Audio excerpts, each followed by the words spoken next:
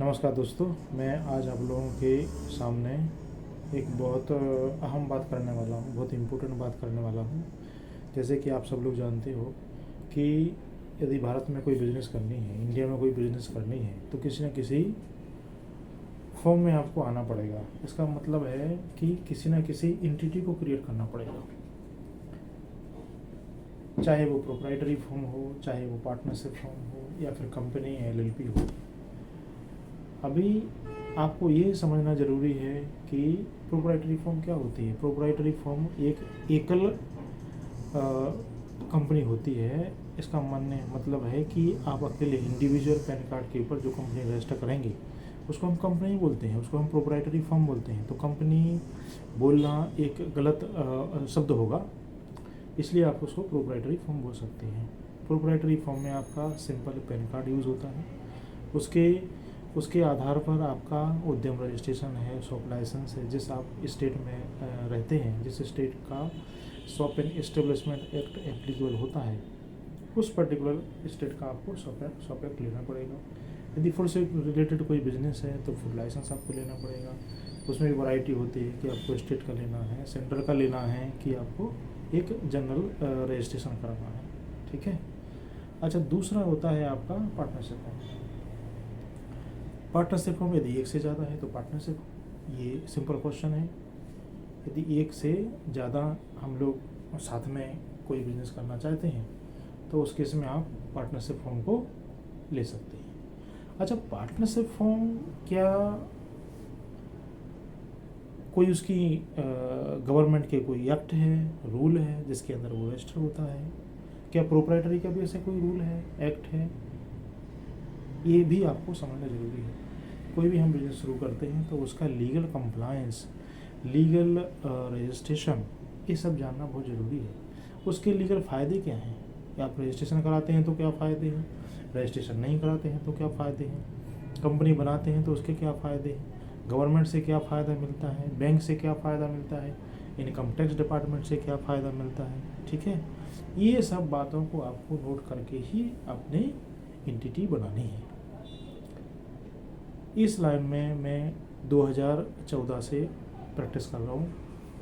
लोगों की कंपनी बनाई है मैंने, बहुत सारी आज भी बना रहा हूँ। मेरा यही डेली का काम रहता है, कंपनी बनाना, उनकी अकाउंटिंग करना, कंपनी का ऑडिट करना। जैसे कि मैं कॉस्ट ऑडिटर हूँ तो मेरा कॉस्ट ऑडिट का काम है। Except to financial audit, rest all audit are permitted to cost auditor also, so they can do it. इसका मतलब है कि कॉस्ट ऑडिटर के जो दायरे में कंपनी आती हैं वो 100 करोड़ के ऊपर ही कंपनियां होती हैं, जिसमें वो अपनी कॉस्ट रिपोर्ट लगाता है, कॉस्ट ऑडिट करते हैं कॉस्ट ऑडिटर्स, और पहले रिकॉर्ड्स मेंटेन होते हैं, फिर कॉस्ट ऑडिट किया जाता है। इसके लिए आपको एक सेपरेट वीडियो पूरी तरह से कवरेज के साथ में बनाया जाएगा, और in that you can understand and also understand the legality for applicability of the cost audit. That will be a separate topic for you, all of you. Okay. Now, so what we were discussing is partnership form. So in India, we can start partnership form without registration. That means there is no mandatory requirement for registration of partnership form. If we want to register partnership form, then where we should go for registration. Okay. So that's a state-wise register of form office is there, जिसमें आप अपना ROA को registration करा सकते हो। वहाँ से आपको पार्टनरशिप फॉर्म का जो रजिस्ट्रेशन है वो आपके लिए मिलता है। रजिस्ट्रेशन कराएंगे तो क्या फ़ायदा है, नहीं कराएंगे तो क्या फ़ायदा है, इसमें बहुत सारी बातें आती हैं। अब आप रजिस्ट्रेशन करा लेते हैं तो यदि कोई किसी का मतलब मान लीजिए डेटर ने पैसे नहीं दिए आपकी, हैं, आपका होल्ड हो गया है, तो उस केस में आप गवर्नमेंट की मदद ले सकते हैं। यदि रजिस्ट्रेशन नहीं कराया है तो उस केस में आपको थोड़ी दिक्कतें आती हैं। रजिस्ट्रेशन नहीं कराते हैं आज के डेट में, जो कि कंपलसरी नहीं है। ठीक है। तो भी आप अपने बिजनेस शुरू कर सकते हैं। पहले आप पैन कार्ड, पहले आप पार्टनरशिप डीड बनाइए अपने, जो भी है आपका प्रोफेशनल, चाहे वो CA हो चाहे CMA हो, उससे आप अपनी प्रोफेशनल तरीके से उसकी पार्टनरशिप डीड बनवाइए। डीड बनवाने के बाद उसके लिए पैन कार्ड अप्लाई कराइए। पैन कार्ड अप्लाई करने के बाद आप GST और बाकी कोई भी लाइसेंसेस आपके बिजनेस से रिलेटेड हैं वो आप सब उसमें से ले सकते हैं। ठीक है। तो इस तरह से आप आगे उसको रजिस्ट्रेशन करके जा सकते हैं, ठीक है। अब दूसरा कंपैरिजन मैं बताऊंगा आपको कि एलएलपी क्या होती है। आज का जो दौर है वो एलएलपी का है, ऐसा मैं मानता हूँ, क्योंकि एलएलपी आज के समय में काफ़ी ज़्यादा बन रही हैं, काफ़ी ज़्यादा इनकॉर्पोरेट हो रही हैं। तो एलएलपी क्या होती है? यदि हम पार्टनरशिप फॉर्म से कंपेयर करते हैं एलएलपी का प्रोप्राइटर से, मेरे हिसाब से प्रोप्राइटरी से बेहतर है आपकी पार्टनरशिप फॉर्म, क्योंकि एक से भले दो और दो से भले तीन। अब मान लीजिए आपने ये अपनी कंपनी बना ली तो और वो अच्छी है, ठीक है। तो इस तरह से जैसी जो एंटिटी वैसे उसका खर्चा। अब खर्चा मतलब क्या है? कंप्लायंस कॉस्ट है आपकी, रजिस्ट्रेशन के खर्चे हैं। अब मैं कॉस्ट अकाउंटेंट हूँ, मैं रजिस्टर करता हूँ तो उसकी मेरी प्रोफेशनल फीस होती है। गवर्नमेंट की अपनी अलग फीस होती है, ठीक है।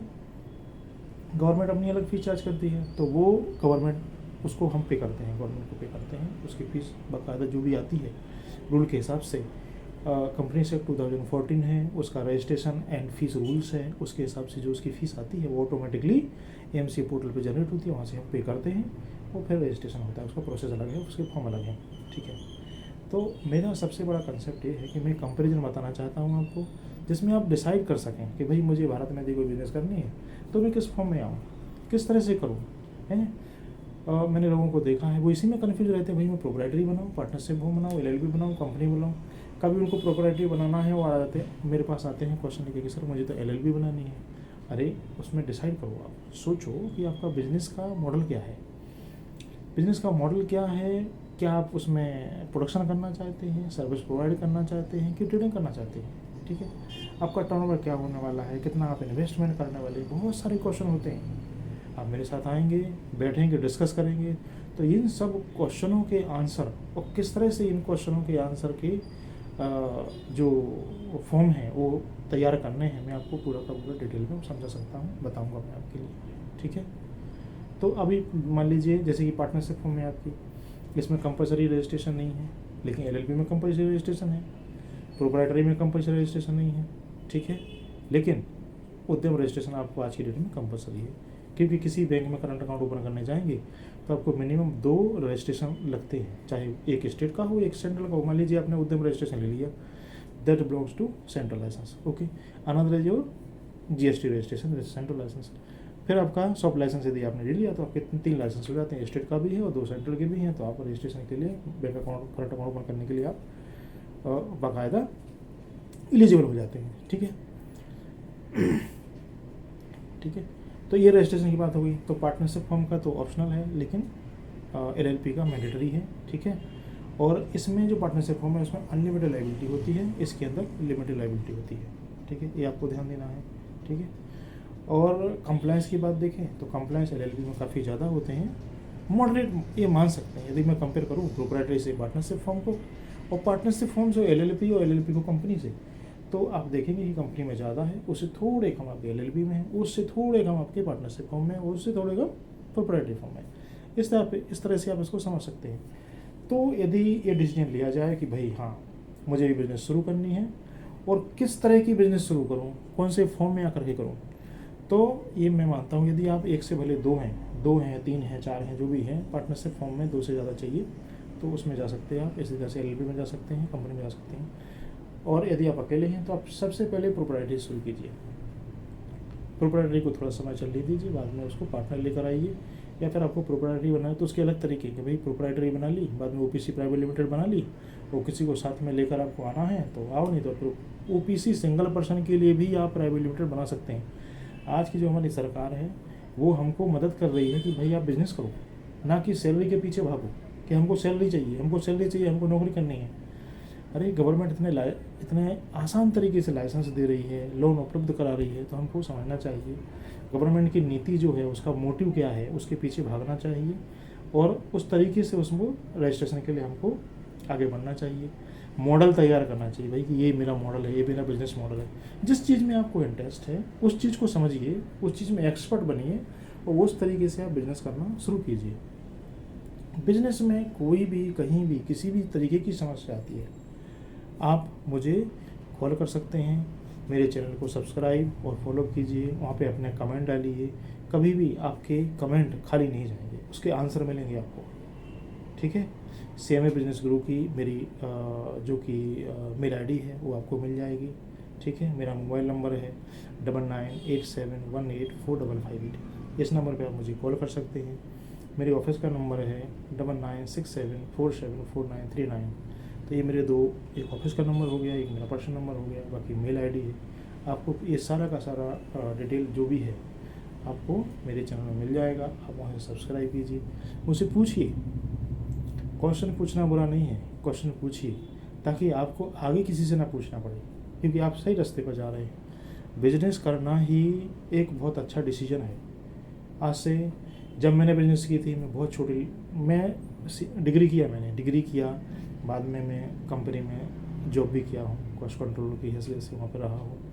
ठीक है, ये सब सीखा, मैन्युफैक्चरिंग में रहा मुझे, तो मैं मैन्युफैक्चरिंग से ही जुड़ा हूँ।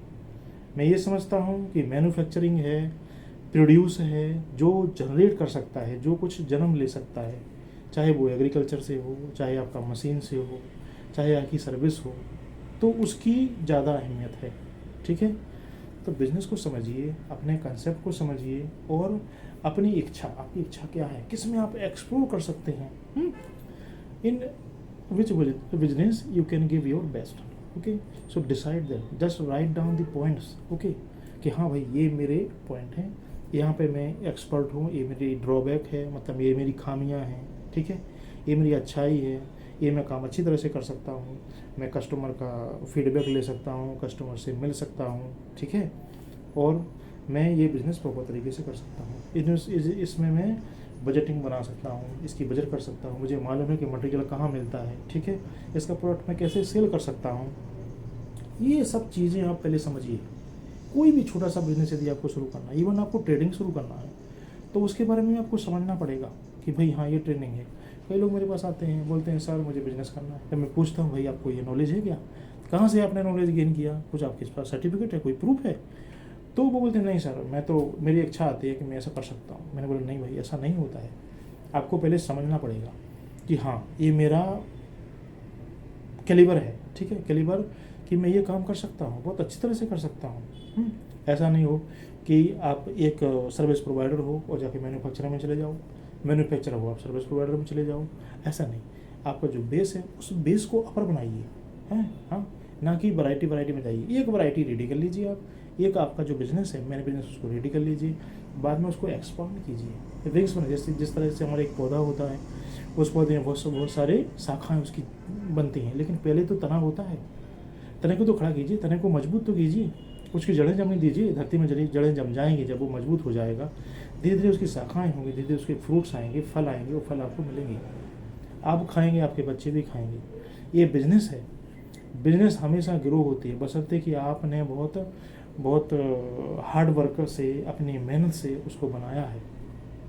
नौकरी बहुत ही अलग चीज़ है। नौकरी एक बहुत छोटा सा शब्द हो जाता है कि आप किसी के यहाँ पे काम करते हो, आप जो सीढ़ी चढ़ते हो वो आपकी नहीं है, आप दूसरे की सीढ़ी पर चढ़ते हो।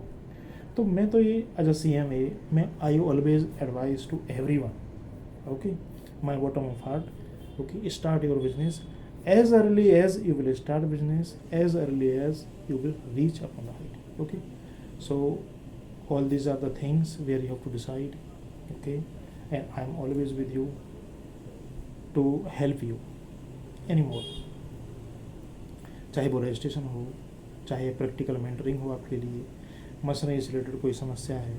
मैं मैन्युफैक्चरिंग कंपनी में रहा हूँ, काम किया है, मशीनों के साथ मैंने उनकी आवाज़ें सुनी है, उनकी गड़गड़ाहटों के साथ रहा हूँ, कॉस्ट अकाउंटेंट हूँ, सब समझता हूँ। मैं फ्लोर पे भी घूमा हूँ, बिल ऑफ मटेरियल के साथ काम किया है मैंने, उसको सुधारा है। ठीक है, मैं मशीन में कितना पर्जिंग होता है वो भी मैं समझता हूँ, सेल्स भी देखा है मैंने, बजट भी देखा है मैंने, उसका रिटर्न भी देखा है मैंने, हर एक चीज़ मेरे हाथों से गई है। इस वजह से मैं ये समझता हूँ कि मैं आपको बिज़नेस के लिए काफ़ी अच्छी तरह से एडवाइस कर सकता हूँ, और इस केस में मैं आपके लिए बिज़नेस का मॉडल भी बना के दे सकता हूँ कि चलो भाई ये बिज़नेस मॉडल है आपका। ठीक है, ये लागत होने वाली है, इसकी आमदनी आने वाली है, ये यहाँ से आपकी अपॉर्चुनिटी कॉस्ट रहेगी, ये अपॉर्चुनिटी लॉस रहेगा आपके लिए। चाहे वो एग्रीकल्चर की बिज़नेस हो, चाहे मैन्युफैक्चरिंग हो, प्रोडक्शन हो, कुछ भी हो, एनी हाउ, बट एक कॉस्ट अकाउंटेंट चाहे वो आपको सर्विस प्रोवाइड करे, ऑडिट करे, उससे प्रॉपर तरीके से सलाह लीजिए। मैं नहीं, कोई भी हो सकता है, कोई प्रोफेशनल हो सकता है, ठीक है, और उसका भरपूर तरीके से यूज़ कीजिए। तो आज के लिए इतना ही काफ़ी है। वैसे मेरा वीडियो काफ़ी लंबा हो गया है, लेकिन आपके लिए ये काफ़ी एक बहुत अच्छा डिसीजन लेने के लिए मेरा वीडियो है। इस तरह के वीडियो आपको हम आगे मिलते रहेंगे। ये कुछ दिन पहले जब जीएसटी इम्प्लीमेंट हुई थी, उस टाइम पे मैंने वीडियो बनाया था। बाद में वो बहुत थोड़ा सा मुझे सूट नहीं लग रहा था, उसमें बहुत सारी खामियां थी, तो मैंने उसको डिलीट कर दिया था। और आज मैंने ये कोशिश की है कि भाई मेरी बात आप लोगों के सामने पहुँचे और आप मुझसे इससे रिलेटेड क्वेश्चन पूछ सकते हैं मेरे चैनल पर। सो आप लोगों के लिए बहुत बहुत धन्यवाद, आपने मेरा इतना समय दिया और मेरी बातें सुनी। धन्यवाद। और कुछ भी क्वेश्चन रहता है तो मुझसे पूछिए। Thank you very much. Good night, नमस्कार, राधे राधे।